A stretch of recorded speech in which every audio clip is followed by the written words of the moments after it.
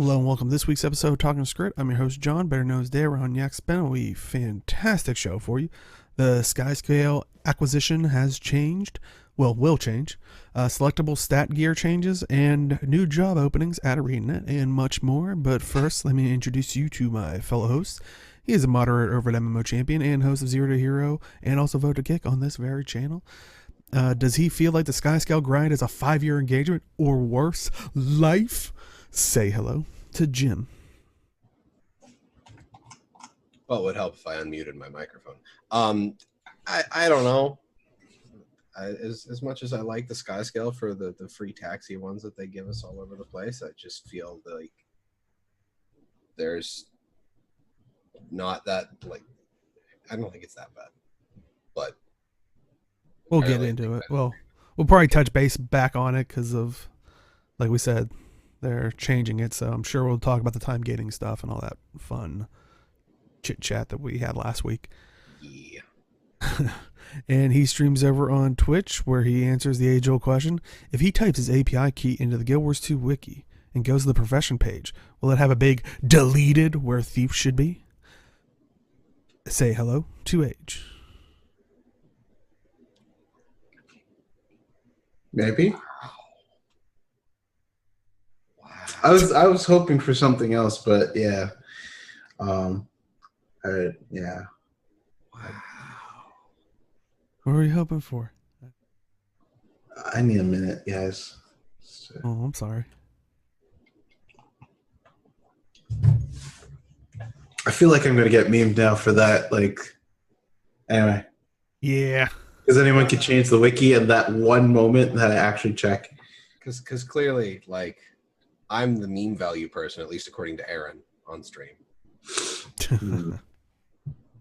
Yeah, we would never meme someone's intro to an unruly extent. Never, not in a million years. Cut to the day. Anybody see Detective Pikachu? I see it later. I look forward to the reviews. Mm-hmm. Let us jump right into it. So, we talked about it all last week, the whole Skyscale acquisition, the whole time gating concerns people had. Well, ArenaNet has listened to people, and they talked about the Skyscale acquisition update that's expected to drop, I believe, this coming Tuesday, correct? Is what they were saying. Yes. 28th. Yeah. And they were talking about a couple things like the Skyscale versus the Griffin acquisition, basically time and effort versus grind. They talk about basically saying since they began designing the Skyscale, their goal was to deliver a story and experience that rivaled their other prestige mounts, like the Griffin. Instead of putting a hard gold price on obtaining the mount, they instead looked at how they could preserve the feeling of investing time and effort in such a powerful mount while lowering the barrier so more people could obtain the Skyscale without breaking the bank. And they say it seems like have been helpful to communicate their design goals kind of ahead of time before the release of the episode, which, yeah, I think that would have cushioned the blow a little bit, being like, heads up, there's going to be a time gate, or like it's going to take a little while longer to obtain. The horror. Yeah. I'm sorry. I just like, I don't, yeah. Every single thing, every mount save for, no, all of the mounts have had some kind of gate to them where you had to do a thing. Raptor was more start the Path of Fire story, but like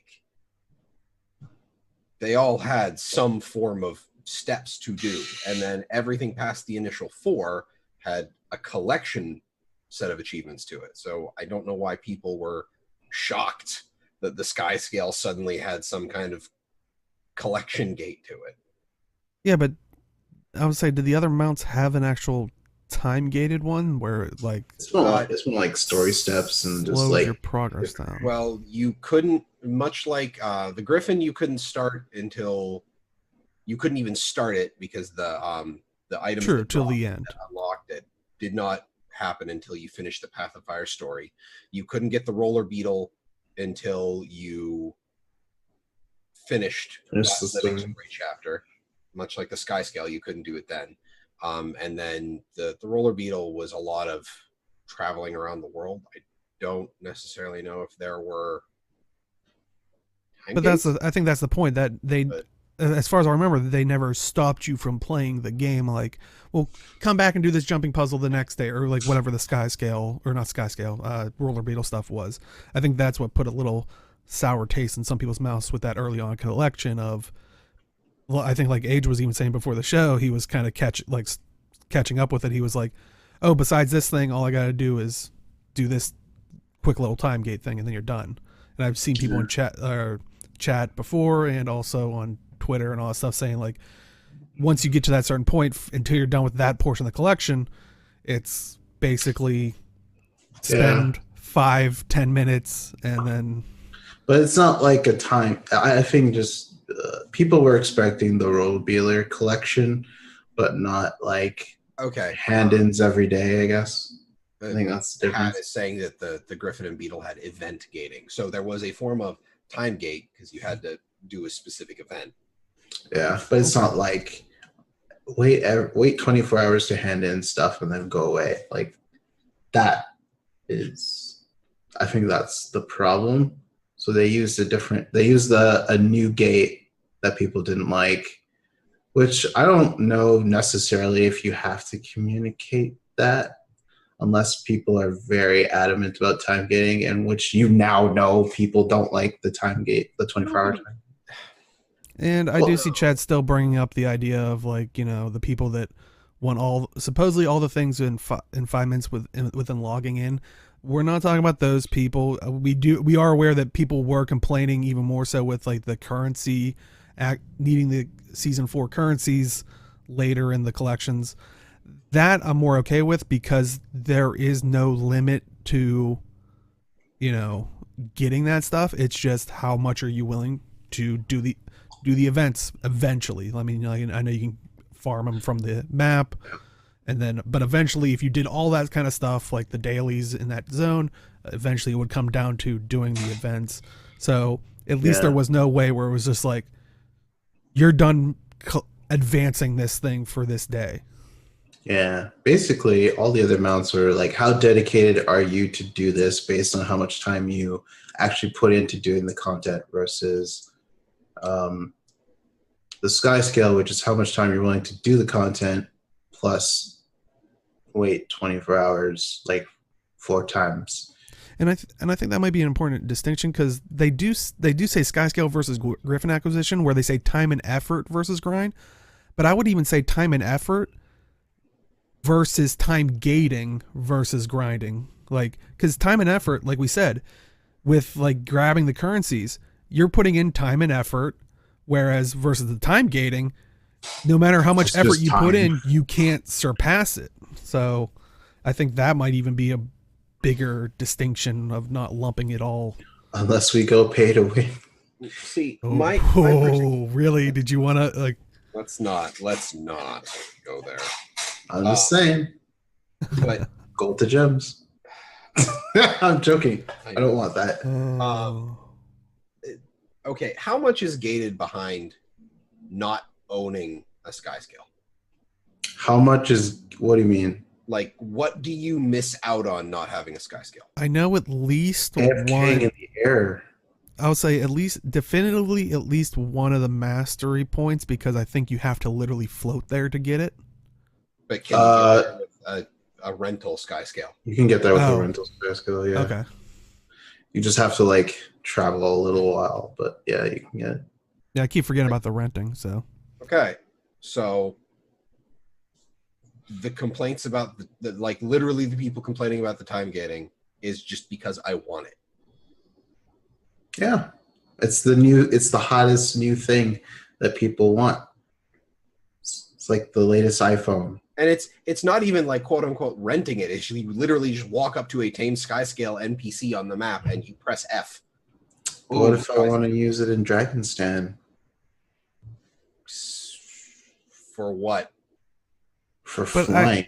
But I would also say you can argue that with anything in this game, because they don't have a gear treadmill or something, it's not the necessity of getting something. It's the Well, it's the wanting of something. Yeah.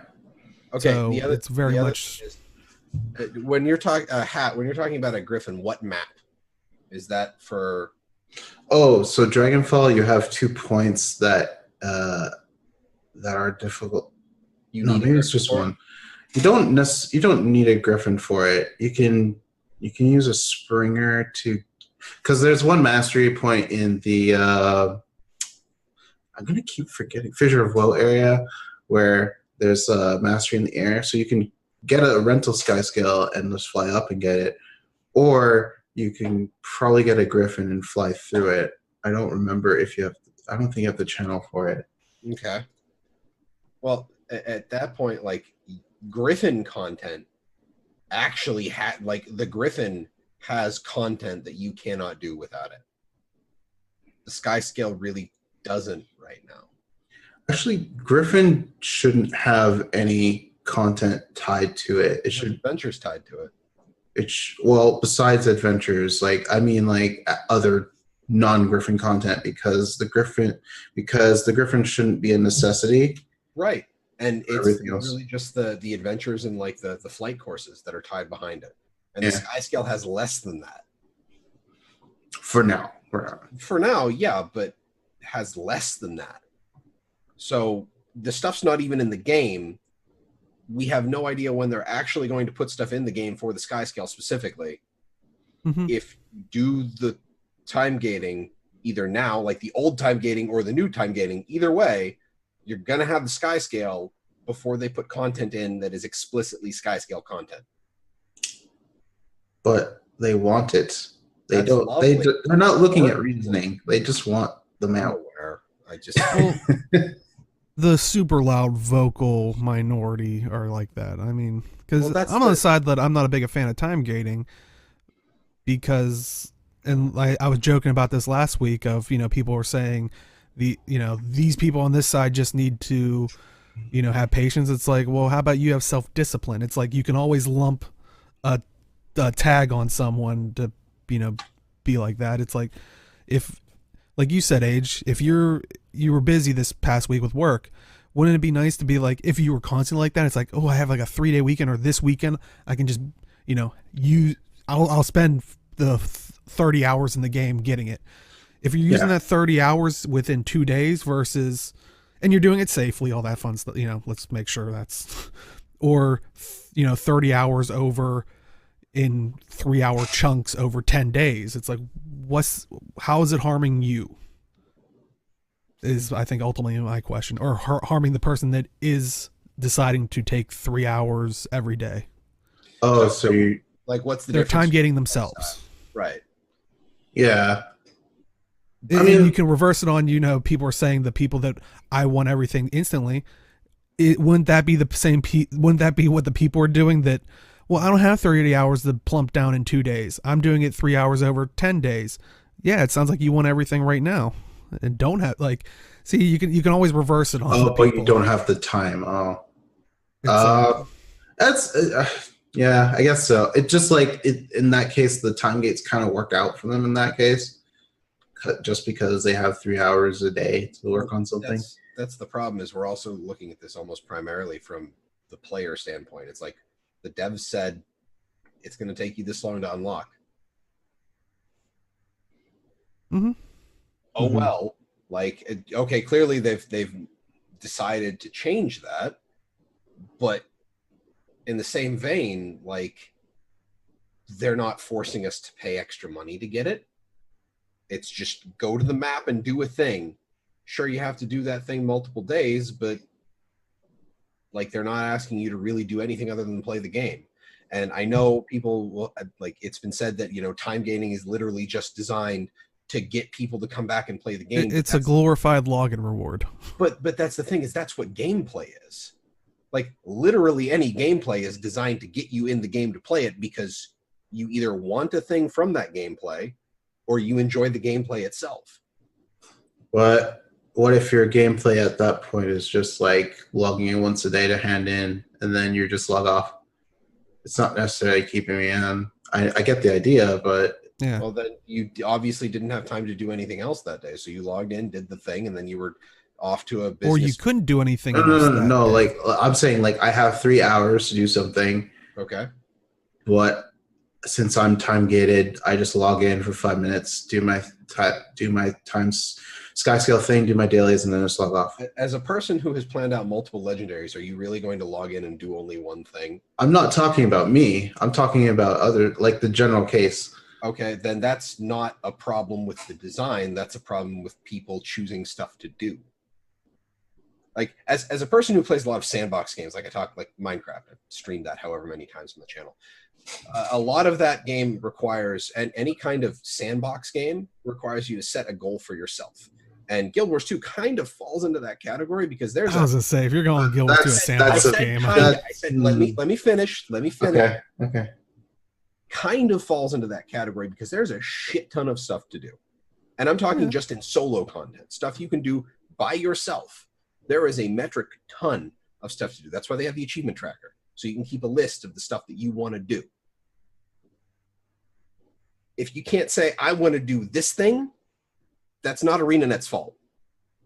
If you can't say, well, me wanting to do this thing is only 5 minutes of the 3 hours of gameplay that I have available, that's not ArenaNet's fault. but it goes back to, is that meaningful progression towards a goal you want to do? What is meaningful progression?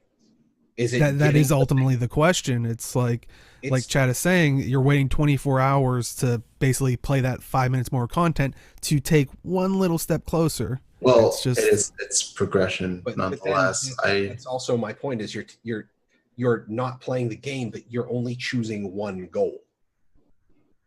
Like you're only focusing on a thing. Well, see, now we're boiling down to the types of people that play.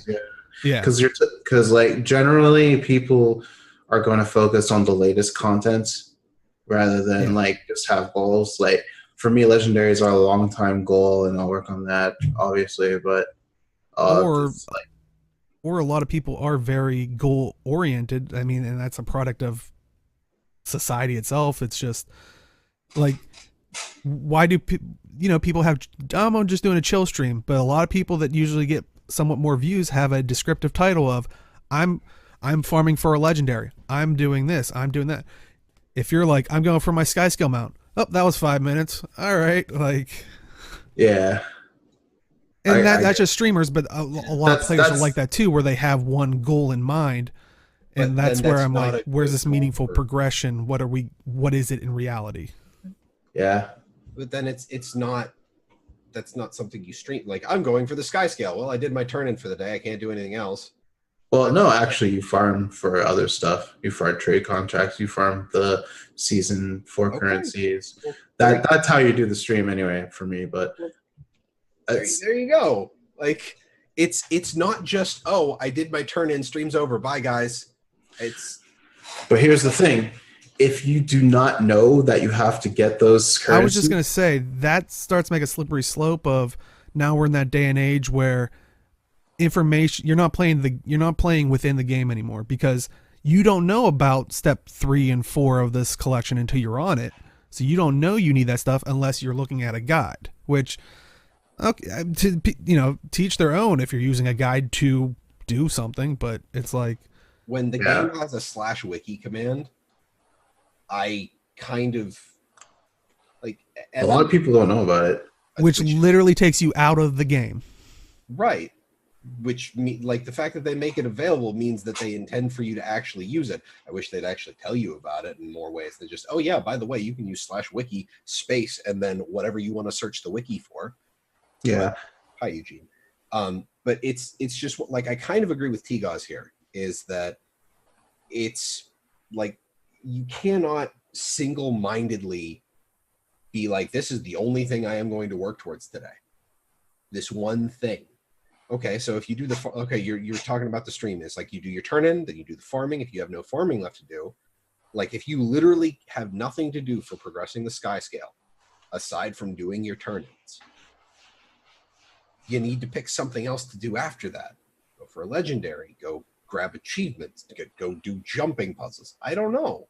But that's the whole point, is that if you want to play the game, you have to have a hierarchy of goals. You can't just say one thing only, and then I am done, because then you have a finite amount of, like, you are artificially inhibiting your time in the game when you know you have longer that you could spend in it. I think it just I think makes what's that? okay. So good. I feel like when there's like, oh, then, I only have one thing to do every 24 hours. It's just like, but there's so much more in the game to do. Yeah. I mean, I think it just honestly, it's just different mindsets of players and what they want to do. So in terms of this time gating thing, it's just prohibiting players from playing what they. It's like pretty much last week what I said. It's like it's prohibiting players from playing how they want to. If they want to play like an hour a day, or if they want to play like 20 minutes a day and still get progress, or if they want to grind it all at once, that's on them. But it's like the time gating prohibits a certain chunk of the community and their type of play style. That's pretty much it. Yeah. I personally don't mind the time gate. I'm not for it, but like I'll still like do the stuff to get my things.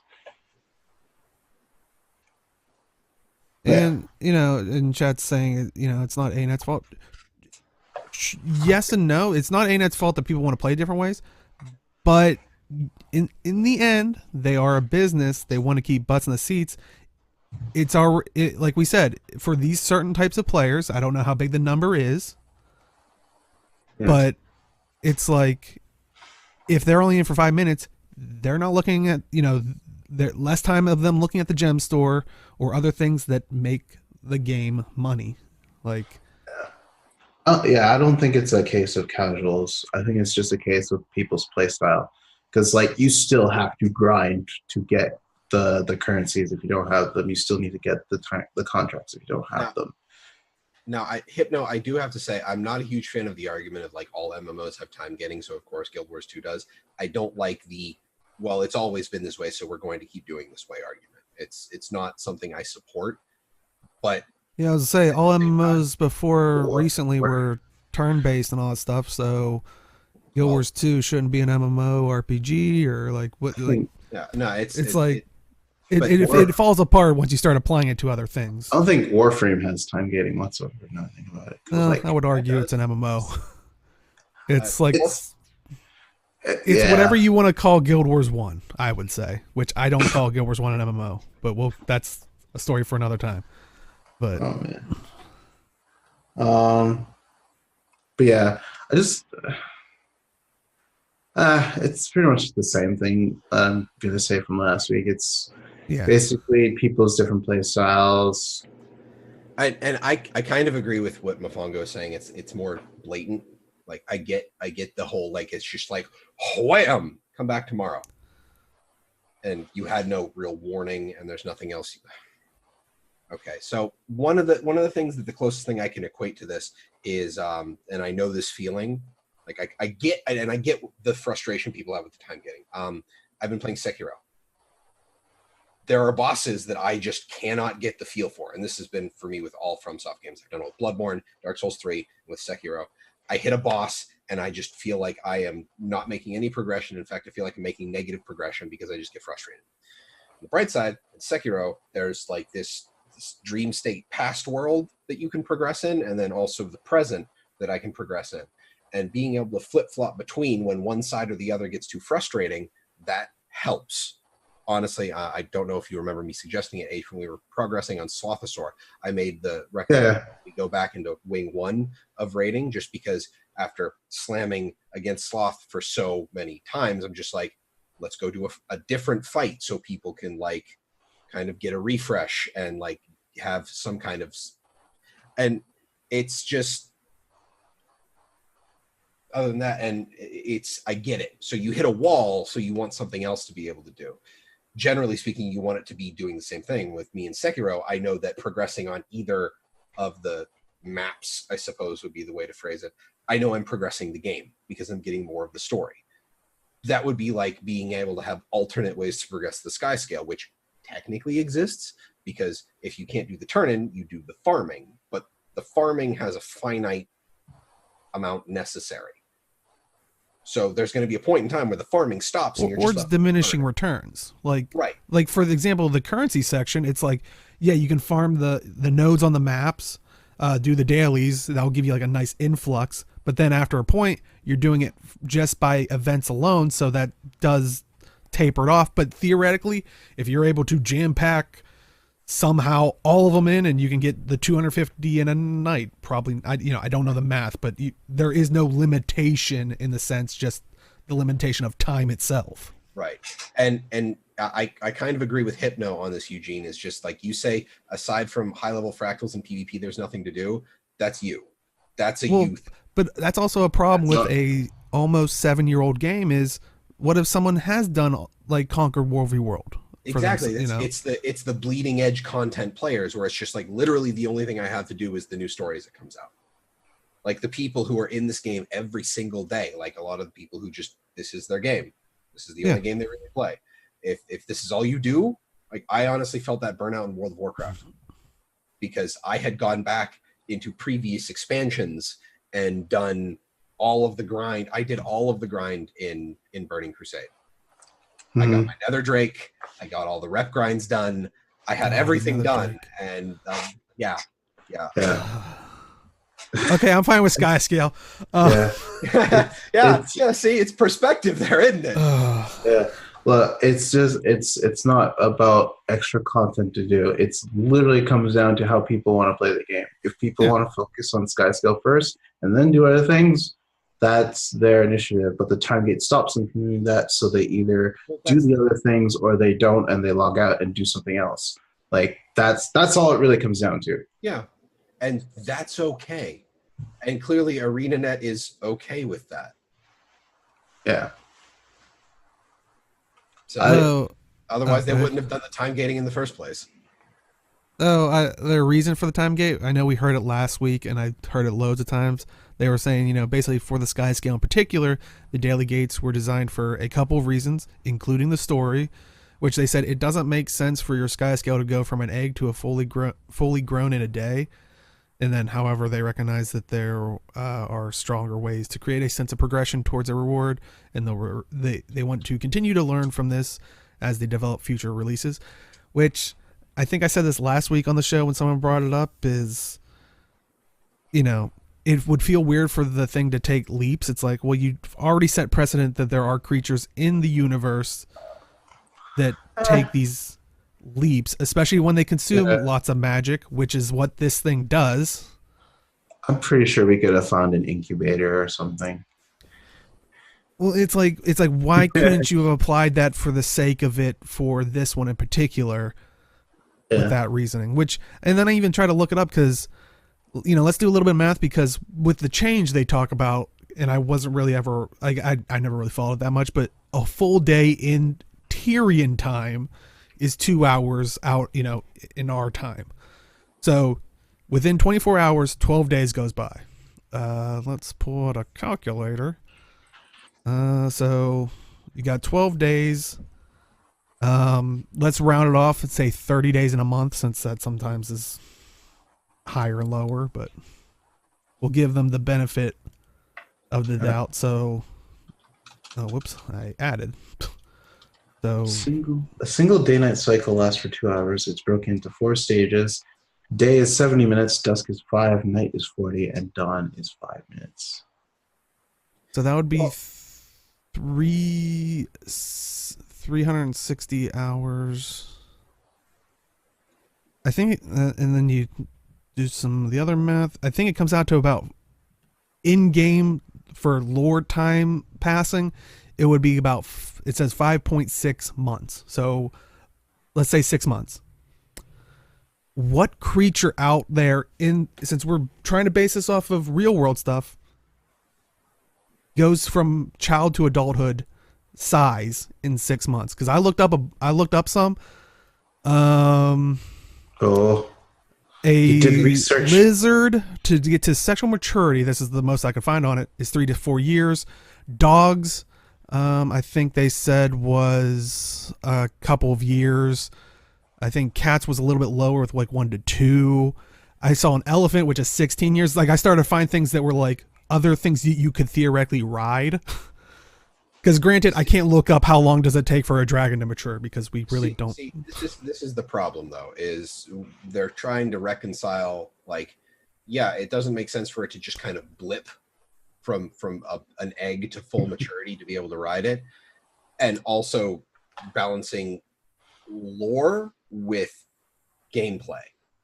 Yeah. And there's always going to be some kind of disconnect there. And like literally the only time you can really do that is with a single player game, which have very finely tuned progression for the same reason. Like it's just the way single player games like need to be. Going back to Mafongo's point, why are people arguing the subjectivity rather than the objectivity? Because the opinions on time gating is literally all subjective. There are no objective opinions on time gating. Time gating is a thing. You like it or you don't. And to answer chat's question, for a fully grown rabbit, it's around 14 months. So that's still longer than this giant, Skyscale mystical thing. It just bugged me that like they tried to ground it in reality, but that. And honestly, if one of them, if someone is watching from ArenaNet, if it was based off of a certain animal's lifespan, like I said, I was just trying to pull certain animals out of my head here. I'd be happy to, Out of your head what are you hiding under that hat, Deo? I mean, like, I'm a magician. When I think about it, the Game of Thrones storyline had those dragons grow up like in a year or two, I think. I don't know how long the timeline is for that, but I think they were fully grown.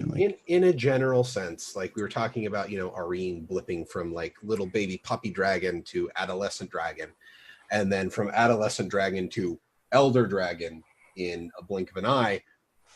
Arene is a special case. We have other creatures, the Skyscale, which I think are more middling ground between full-blown dragon and wyvern, is really the only thing in game that I can compare them between.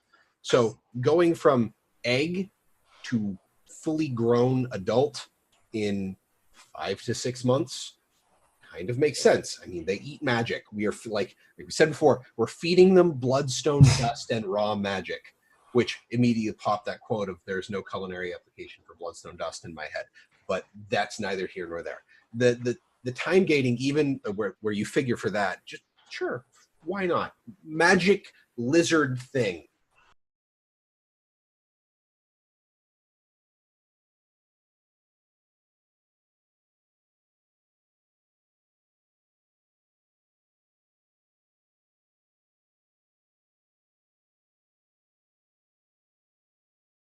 A special example because she was a next generation elder dragon.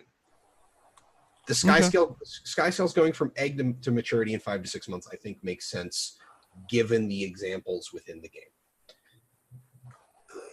Can't believe we brought zoology into this at this point. It's kind of ridiculous. And yeah, Mofongo Jones, that's why I agree. It's like for them to use the reasoning of trying to ground it in a reality set, it's like, well, that quickly falls apart. But yeah, I think that was one way they were trying to appease people. If you start to do the math, I just think but yeah. Honestly, either like time gates or you don't like this, and it's either you do it or you don't do it. That's all. That's it. Mm-hmm. I really don't. I understand people's frustration, but like if you want the Skyscale, just go for it begrudgingly.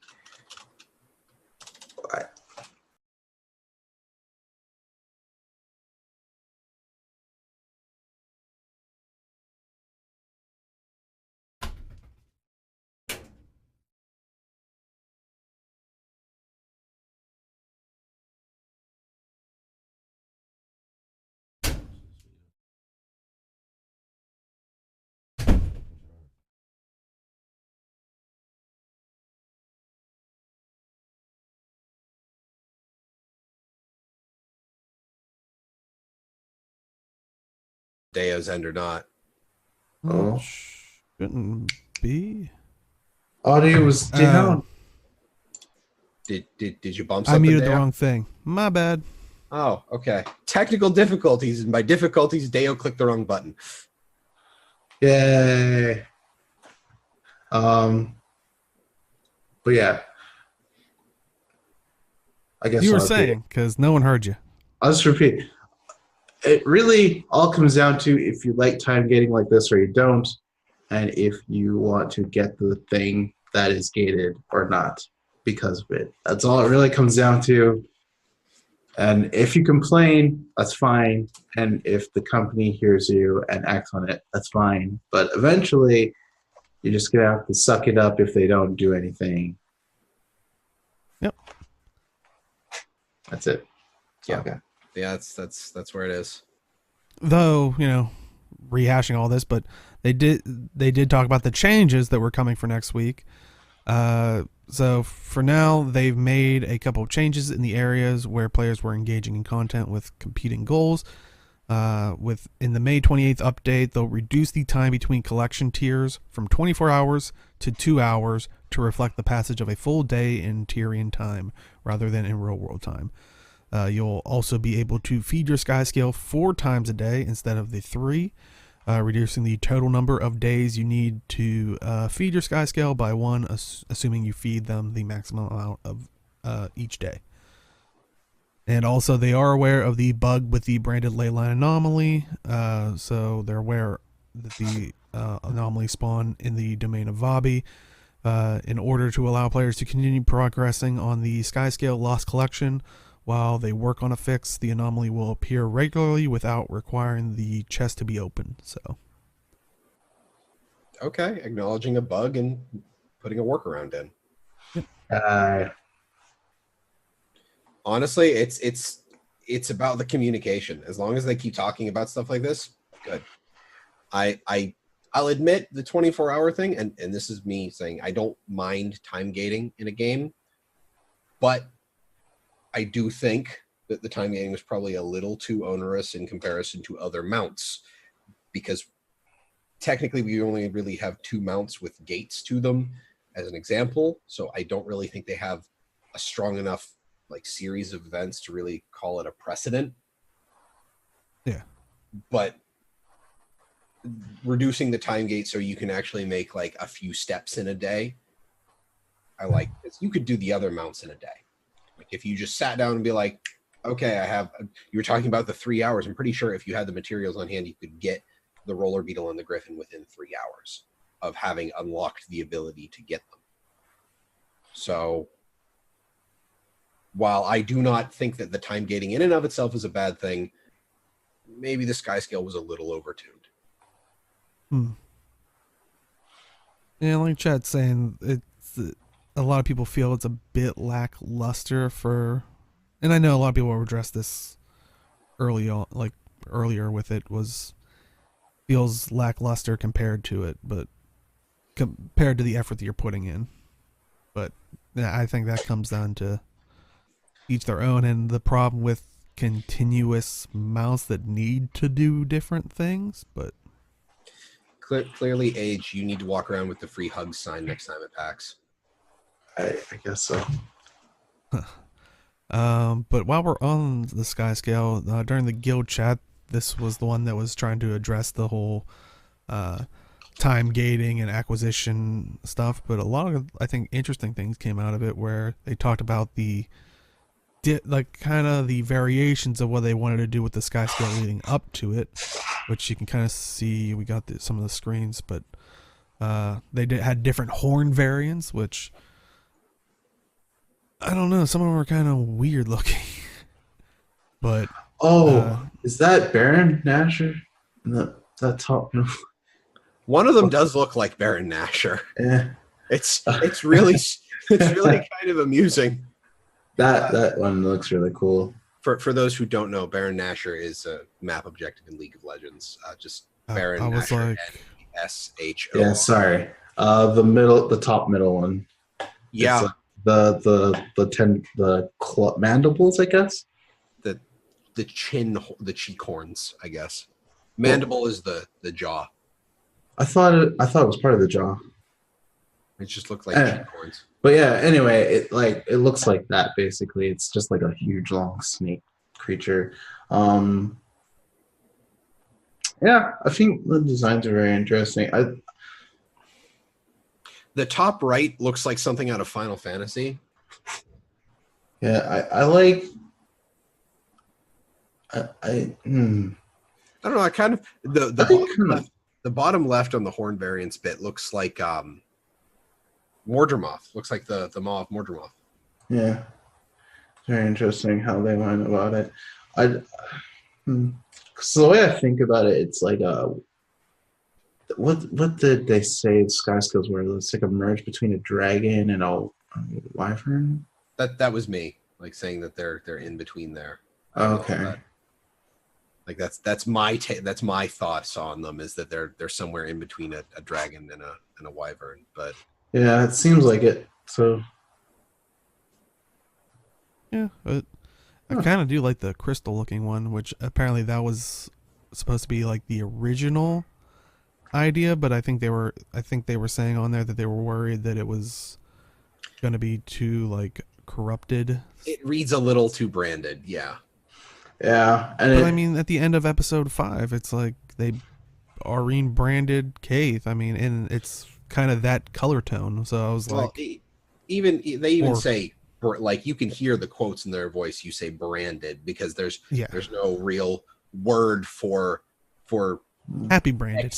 There's no real term for accepting the dragon's influence. It's corruption, and then we have specific names for the corruption. We have the branded. We have the destroyers. Like we have specific terms for corrupted dragon minions, but we have no term for symbiotic dragon associate. yeah, I'm sure it'd be a skin anyway. Yeah. Mm-hmm. Well, a branded Skyscale. Like, honestly, the branded line is probably the most successful mount skin line. So,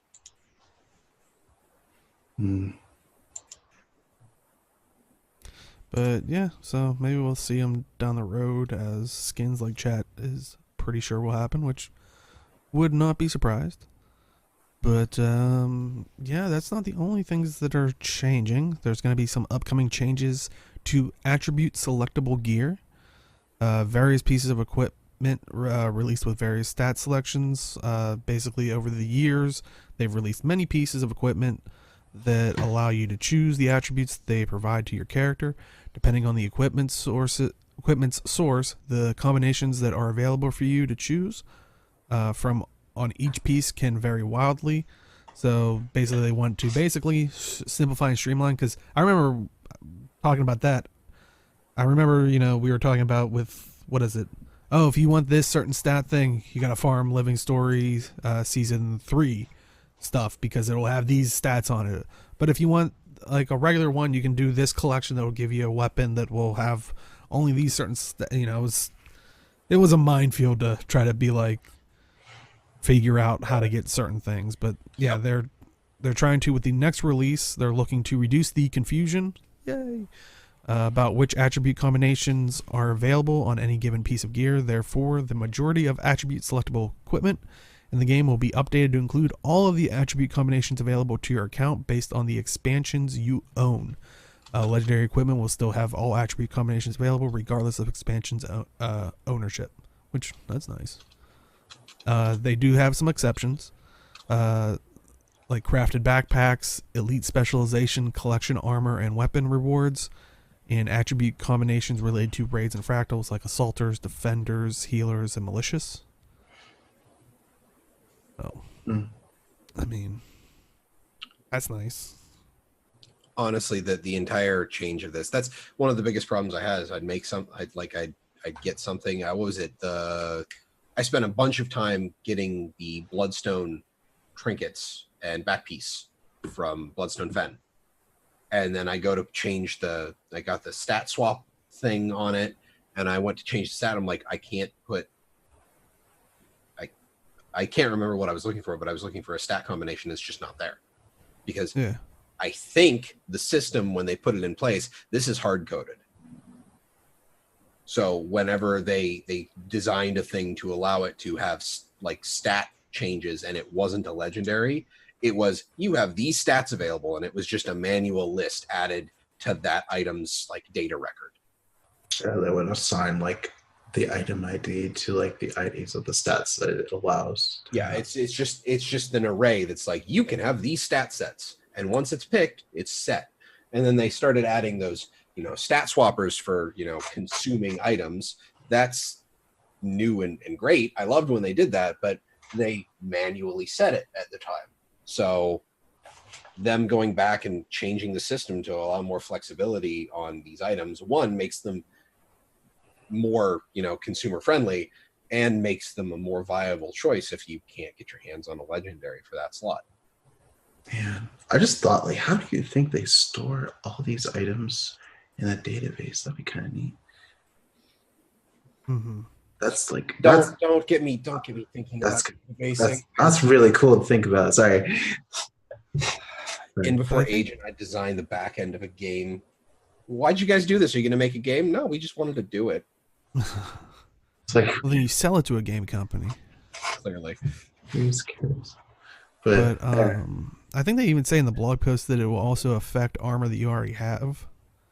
So make sure when this goes down to check all your armor, because you don't want to be running around statless.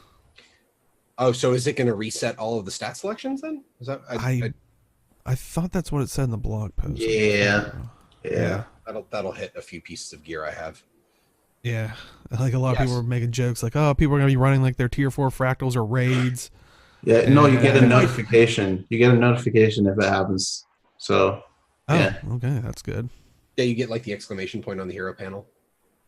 What are you doing? But yeah, so nice little quality of life update, since I still remember that was so annoying to talk about, where it's like, oh, you want this piece? Well, you could either farm for the mats or go after this, thing, but you can get it here, not here, but sometimes here, and it's like, ugh. Yeah. But yeah, cannot wait for that. So honestly, I'll still take this gear system. Even with all that wonkiness, I'll take this gear system over hoping something drops with stats that you want on it. Mm-hmm. Yeah, that's definitely never fun. But, maybe so far, we were talking about the time getting stuff and all the, this change, and you're sitting there going, I could do better. I'm sorry to interrupt your segue. Okay. Because Hat brought up the elite spec gear that you get for starting the training and finishing the training. I think the reason that stuff is still going to keep the 3, because for all of that gear you could pick one of 3 stats. Yeah, there was like 3 different. I think the whole point of that is for them to be like, this elite spec does well with these stat sets. To just kind of give, instead of just popping up a tooltip to say, you do well with this, this, and this for these kinds of builds, they kind of be like, hey, this is a piece of gear. These are the stats you can put on it. Huh. They're basically recommending me to use some of these stat sets. Maybe I should try and, build a set of gear around this and figure out what kind of traits fit with that. So it's less, the elite spec gear is more kind of trying to tell players how a spec is intended to be played.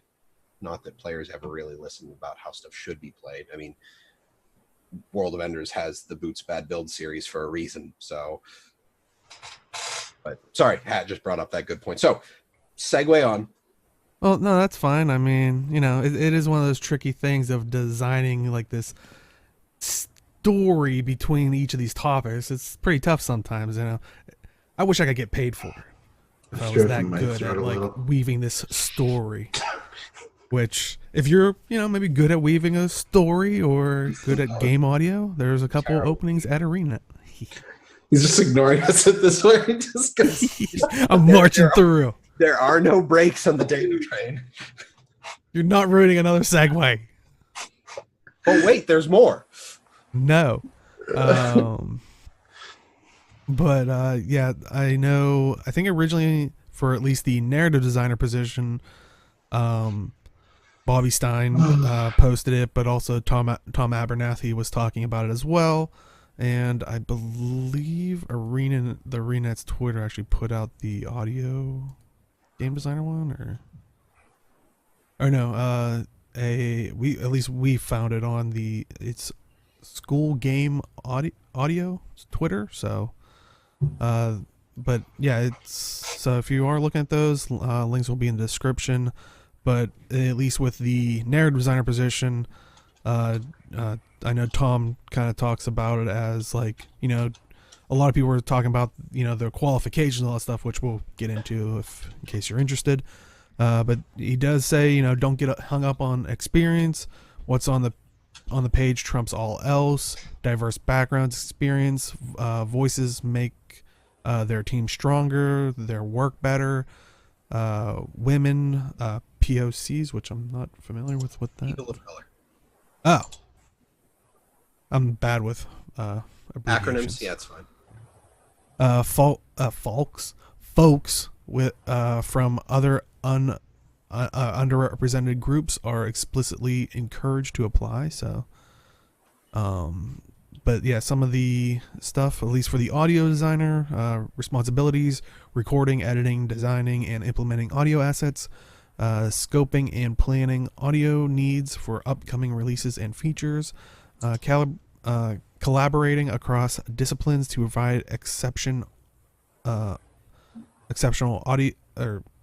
audio support, testing, reporting, and tracking audio related bugs and tasks to ensure expected levels of quality. What they're looking for with the audio designer: at least one shipped game title as a sound designer, 2+ years of experience in game development or equivalent production, experience implementing audio assets into a game via commercial or proprietary game engine editor, capable of providing support for multiple projects and teams simultaneously and self-managing accordingly, and working experience with a DAW 2-track editor and batch processing for the creation and processing of assets for use in game. It's a very technical position. Yeah. And for the narrative designer, some of the responsibilities will be drive and or assist in the creation and development of IP, story, and character arcs in collaboration with other disciplines.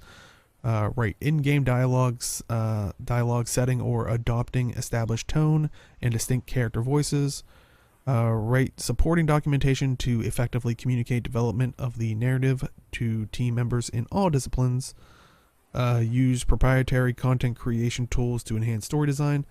And they were saying some of the qualifications they're looking for is expert dramatic writing skills. Oh man, all the times I talk about bringing Abaddon back, maybe I should apply. With a substantial track. What? Just put it in writing. Yeah, there we go.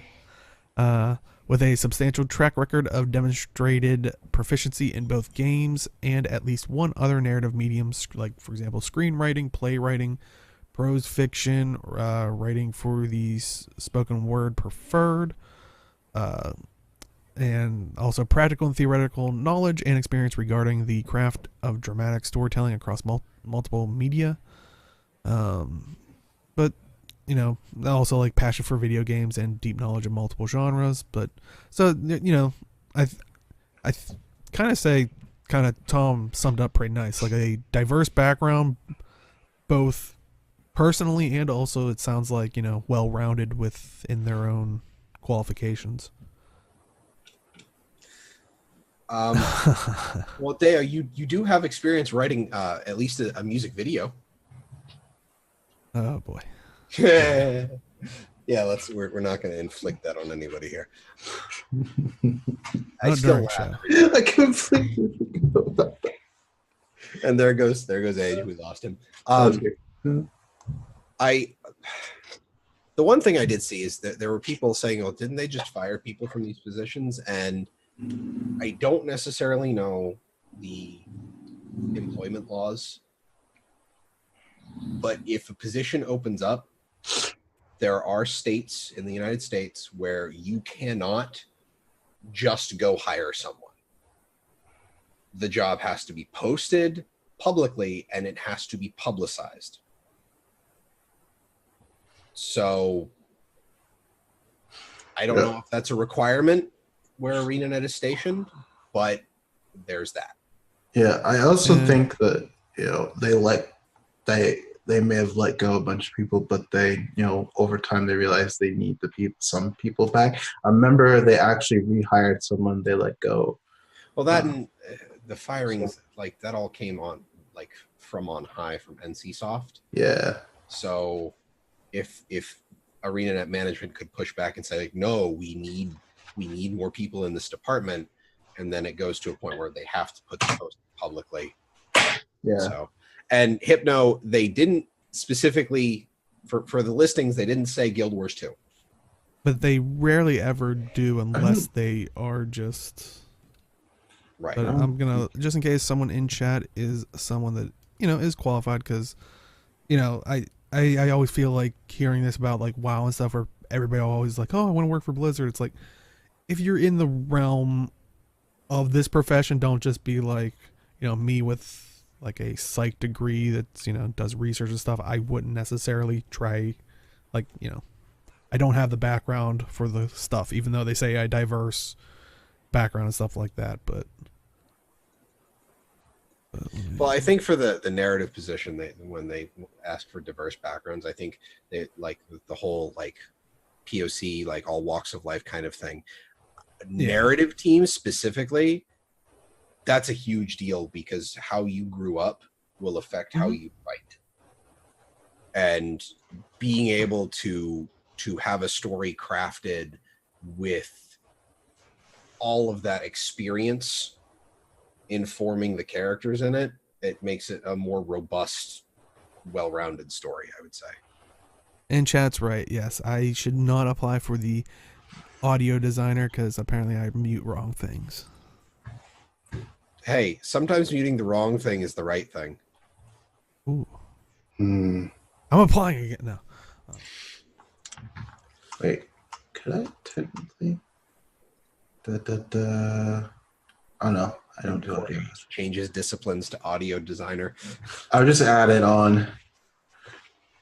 But yeah. So definitely, check that out. If we always talk about the guild chats when they talk about all that stuff. It's like, you want to get in the industry, it's like, well, potentially, if you, because 2+ years, it's not directly entry level, but it's pretty minimal, at least from my experience in my area. It's like, it's not an entry level position, but it's definitely not, high end, been, in the industry for 10, 15, 20 years. So, if you're looking for something, you're in the Seattle area, or are going, willing to move there, definitely check them out. But any other thoughts on the job positions? Come on. All right. Well, a nice little feature that I wasn't aware about, but I think Arena or the Guild Wars 2 Twitter put it out as like a, hey, this is a thing. We've talked about it, the API key. You can use it for like Guild Wars 2 efficiency and stuff like that to help better plan maybe certain goals to avoid time gating. Who knows? But apparently, if you actually use your API key on the Guild Wars 2 Wiki, there are a fair amount of pages that it will actually, and I think they're trying to increase that as the time goes on, but that will automatically personalize for you based on your API key, which I was looking at some of them, but it's like like some of the dyes. So, if you're trying to figure out what dyes you need, maybe for a particular birthday, the birthday not boosters, but the birthday presents usually have a bunch of dye kits, and you're like, what does what? But I'll throw the link in where it shows all the categories of the pages that it actually works on.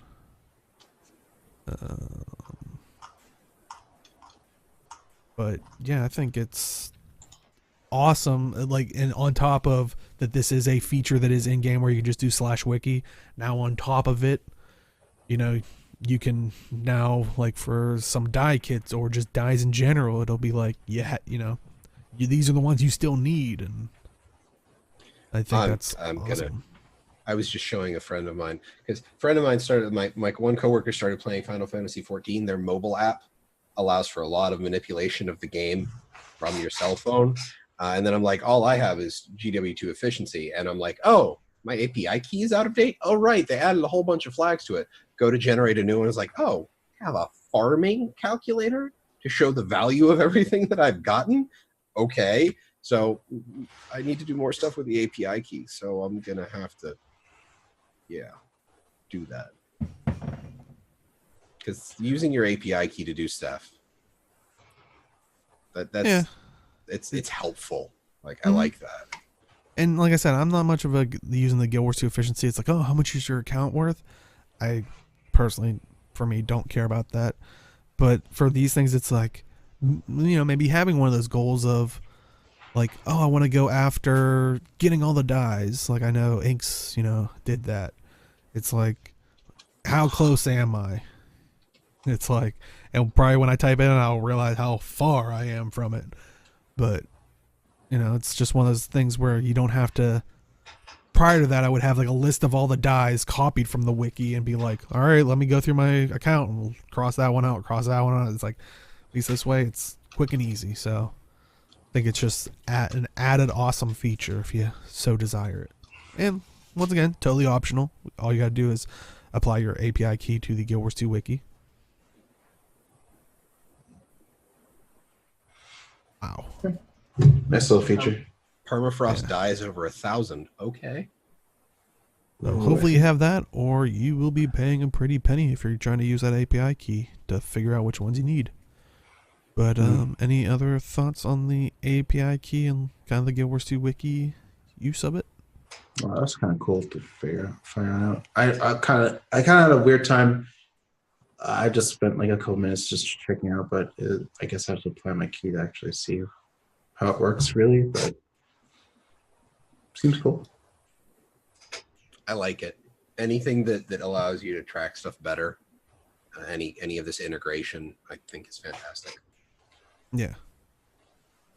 All right. Next up, we have the gem store.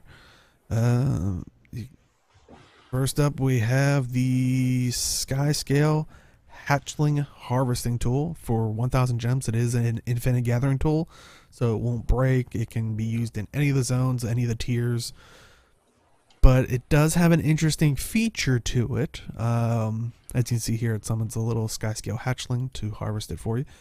But the harvesting tool, when you use it, will harvest all the items, all the nodes around it, as well at the same time. What is that? The rune, or is this unique to this one? I believe that is unique to this one, if I'm not mistaken. Let me see. Because stuff like that is supposed to be the rune. That's equipped with a glyph of reaping, your little Skyscale will gather all nearby resource nodes. So it is the glyph. Sorry. Now, when they say nearby, I think it's relatively close. Yeah, you know how in there's like farms and then there's like rows of like potatoes, and then if you farm one of them, you farm all of them. I think that's what it means. Yeah, it's not going to be like it does like a whole section of a zone. Like it's not going to be that bad. Okay, yet, right? Internet, yet. Not yet. It's a slippery slope, guys. Slippery slope. No, I think it's fine. You're gonna farm the whole zone in one hit. Well, you save like 5 seconds. Yeah. Chat is saying range is 900. Oh, that's not bad.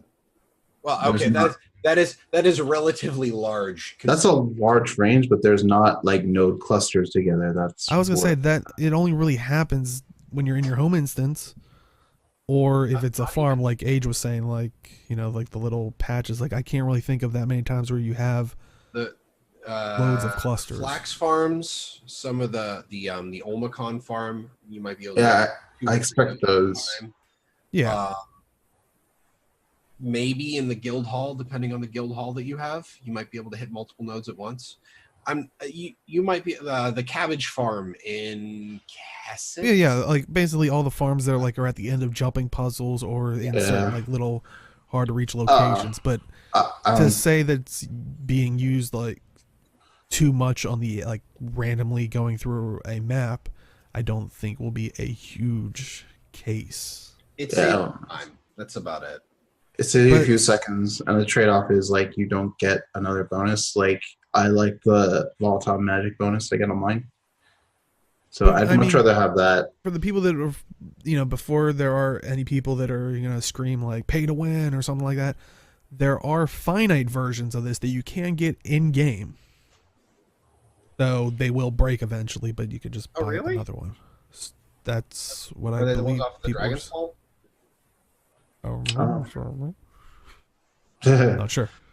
Maybe. Ah, that's interesting. Though I do know that's what people were saying. So I know, and I know people were saying it's a little like it's like No, you're skirting it, but it's like. But my question is, do you really think it? And for Chad as well, do you guys really think it's doing as much damage as what I think some people are believing? This is If you think, if you think this is pay to win, then the other tools are pay to win, pretty much. like this is no more Like the powerful cog than one? any of the other runes. Hey, look, Like I the bought that clockwork because mining pick. that was the first one that was on the gem store when I could buy them. Okay. You're like, oh yeah, I've got this infinite harvesting pick. And I'm like, oh, is there one on the gem store right now? No, you got to wait for it to come out. Clockwork mining pick. I bought it. Damn, that's paid. Jim, that's pay to win. I'm like, what do you mean? It gives you sprockets. What's a sprocket? And you get the grill lamp with sprockets. Need 25. See, it's even worse now. I don't even pay attention to the sprockets anymore because they just exist in my inventory. Okay. The temp glyph. Okay, so you can get a temp glyph for karma. Yeah. I don't find it cool. Like honestly, this kind of stuff, it's not. And honestly, the sprocket pay to win. It's you get if you went on a mining spree, you may get. And I'm talking like you spend since 3 hours is the unit of gameplay time that we've got. You might get 100 out of a solid 3 hours of mining. Yeah. It's really not that much. It's people would only consider it pay to win just because of their price on the trading post, I think, and that's not necessarily the fault of the pick. But yeah, I don't think this AoE harvesting, I don't think this is any more powerful than any of the other runes that are available already. It's not that big a deal. Yeah. But yeah, so you can pick up the permanent one, or like Chad is saying, you can get the rune, a temporary rune for a few thousand karma. Also when dogs are barking, they're apparently well, I think they're fans of the next thing because we all know fashion wars is important. It is the Ether-bound Greaves, and they are 500 gems. And like most times, when you unlock it, it will give you the light, medium, heavy version, so you don't have to. It's not like they're only heavy versions or something. You get all of them, but yeah, you can kind of see it paired there with, I think it was last week that had the gauntlets, which I think make a good accentuating to a look if that's the way you want to go. If you want to play as some kind of Magitech Hermes, yeah. Mm-hmm. But yeah, so you can pick up the Greaves for 500 gems, and of course, as you can tell, it is an armor piece. I guess we always say it with outfits, but this is an armor piece, so you can mix and match it. You can put it on something else. You're not locked into a look. But yeah, so you're locked into a look for the boots.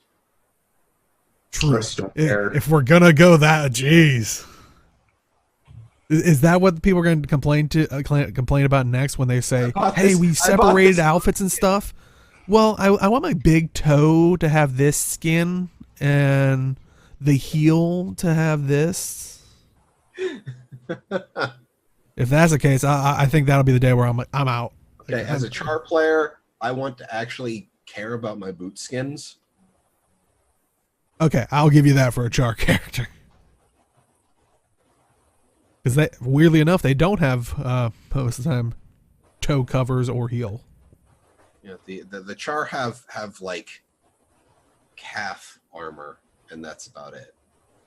That's what they get, which ostensibly they really just need that, but like boot skins are basically painted onto their character models, and that's about it. It's mostly a suggestion, it feels like sometimes, for the poor Char. Yeah. But also on sale, the Desert Race Mount Adoption License.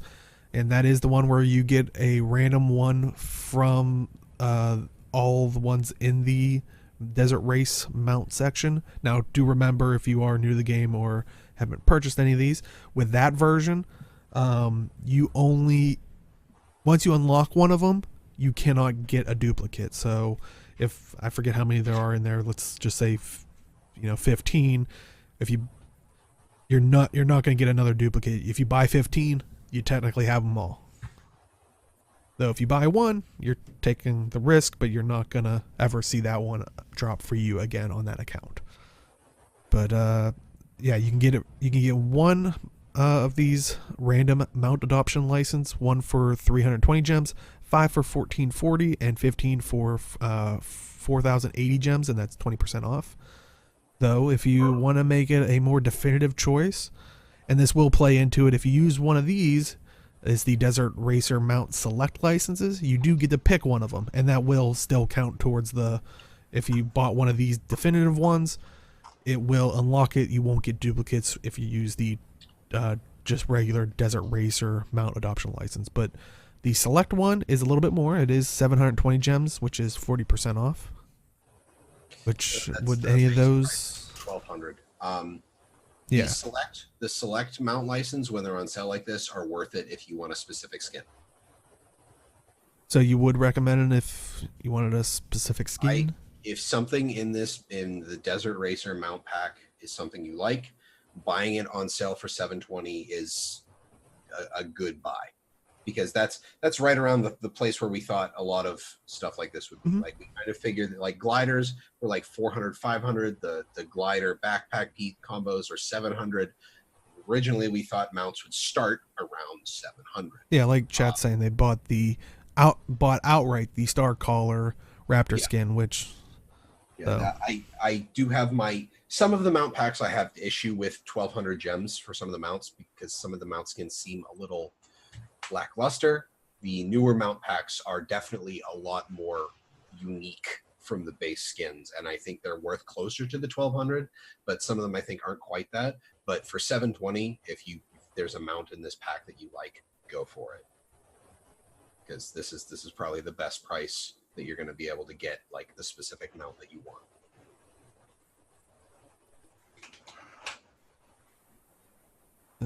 Also some nothing. He's probably trying to, maybe his time gating reset. Some returning items: the the Timekeeper outfit, the Monk outfit, the Harbinger of Morgemoth outfit, the Cook's outfit, the Macaw Wings glider combo, the Forged backpack and glider combo, the Vine Touch Destroyer glider combo, the Mersat backpack glider combo. You can get all of those for 700 gems a piece. Also, you can get the Spectral glider for 500 gems, the Beast Slayer glider, the Shattered Bloodstone glider, the Classical glider, the Winged headpiece, Swaggering hat, the Night Watch stool, the Club chair, all for 400 gems a piece. Also, the Glowing Crimson mask, the Chaos glove skins for 500 gems a piece, and Bram's Wolfblood pauldrons for 300 gems. Chaos gloves for the nostalgia, but I was gonna say, maybe you missed out on that, like what was it? Sign up to their newsletter and you could get the purple glowing eyes. Maybe you're like, I missed out on that, or maybe you got it and you're like, now I want to collect them all. You can get the Glowing Crimson mask. Isn't that the? Yeah, that's the red one. Yeah. If Glint's Gaze is up, buy that, because it historically it takes 2 years for it to come back onto the gem store. I say that as somebody who had been waiting for it. The Beast Slayer glider is top notch, along with the Beast Slayer Black Lion weapon ticket set. I cannot advocate those weapons enough. I use them almost exclusively on my Norn warrior because, of course, which I know Deo will back me up on for that. Mm-hmm. So, but yeah, the Beast Slayer glider is pretty good. And it dies really well too. So, and there's no back piece, so you don't have to worry about the Yeah, I was color. gonna say a lot of times with, like, you know, for example, the Forge backpack glider all the ones that say the backpack and glider combo, it's like you always run into that issue that we always talk about. It's like, since backpacks can't be dyed, but gliders can, it's like, did we use some kind of weird, like, Dragon mood magic. ring steel, like Dragon magic. That's the answer. dragon magic? The answer is always dragon magic. Maybe feed that to a Skyscale so it grows up faster. No, that'll just make the Skyscale change colors whenever you take off. Oh no. God, don't tell them that. They'll actually implement that somehow. But yeah, is there anything else in there that's like returning that you would recommend people to maybe snatch up? Age, you're making a face. I was looking through them. Monk's outfit is just like Guild Wars 1. type, Yeah, Yeah. I got that's- that one. And Chaos Clothes. The cook's outfit, it is racially different, so you do get a little bit of more bang out of your buck for it, since it will, or just be wary about that if you are like, oh, I like it on the human. Oh, I bet this look would look great on the Sylvari. It will look different. So yeah, keep that in mind. But I think the rest are pretty just standard across the board. But also Bram's Wolfblood Pauldrons, if you like, for once we had that one of the situations where it was on the outfit and it's like they made them a separate skin. So They need to do that with more of the outfits. yeah. Like the ice encasement outfit. I want the gauntlets. They look freaking awesome. They'd be fantastic on an elementalist. Nah, dog. I agree. But then I guess that would just like, if they separate them all, it's like, we'll just do away with the outfits, Well, or have an I outfit system. I don't necessarily mind the outfits, but there are some pieces of the outfit that Yeah. I think would be fantastic as standalone items. But yeah, definitely check that out. Last up, we have Community Corner. We have the Guild Wars 2 Pride event from Gamers Giving Back.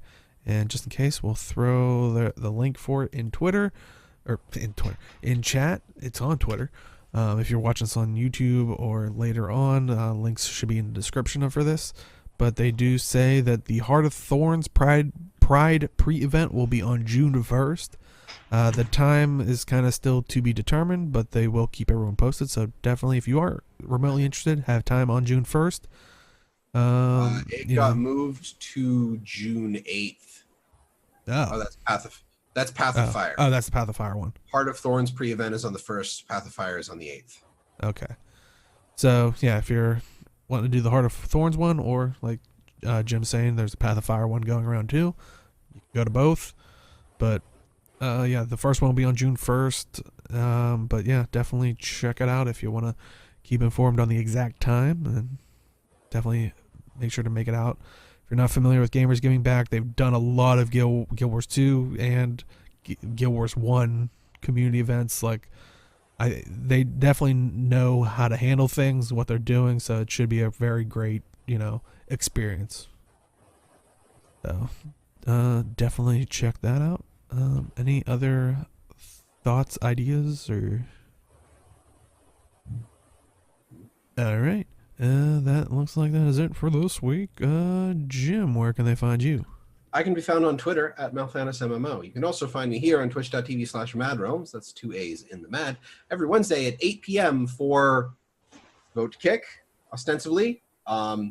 If I ever actually get around to posting the episode where me and Deo talked about video game difficulty options. He's trying to filibuster me. Oh, God, no. Never. I would never do that to you, Deo.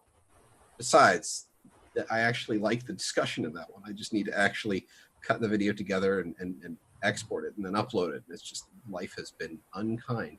The next Vote to Kick will be vertical game progression.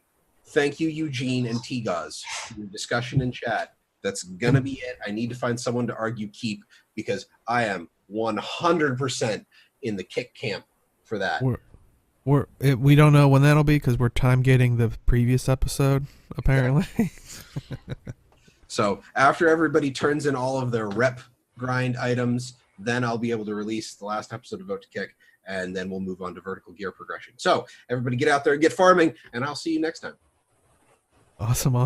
For a second, I just thought we should go full YouTuber and be like, the previous Vote to Kick, once it gets 1,000 likes, we'll release the next one. So there we go. We got our time gating in, right? I haven't heard that on YouTube in years. Oh, I don't know. But anyway, Age, where can they find you? I can find me on Twitch and YouTube. I probably won't be streaming as much during a couple of weeks just because I'm busy at work. But yeah, and tonight I'm going to see Jim's new movie, Detective Pikachu, which will be good.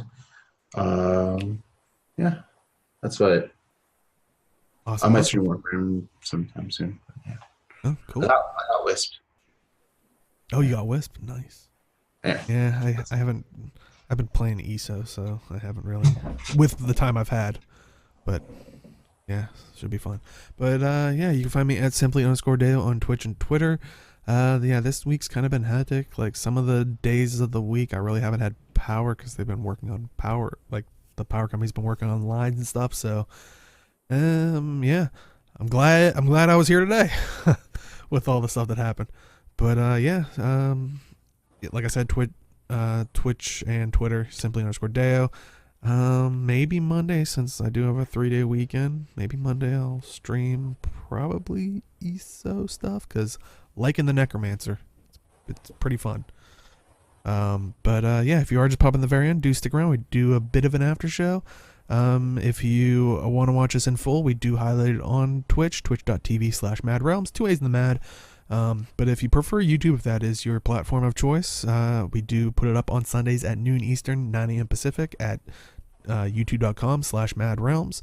If you want it all in one nice little cozy package, just go to our website, MAAD Realms, 2 A's in the MAAD, MAADrealms.com. And we also put there the audio version of the podcast for people that prefer the audio format. I know people have been asking for it, so we wanted to give that to you. But yeah, I think that is it for this week. And as always, we'll see you in the game. Good night, everybody.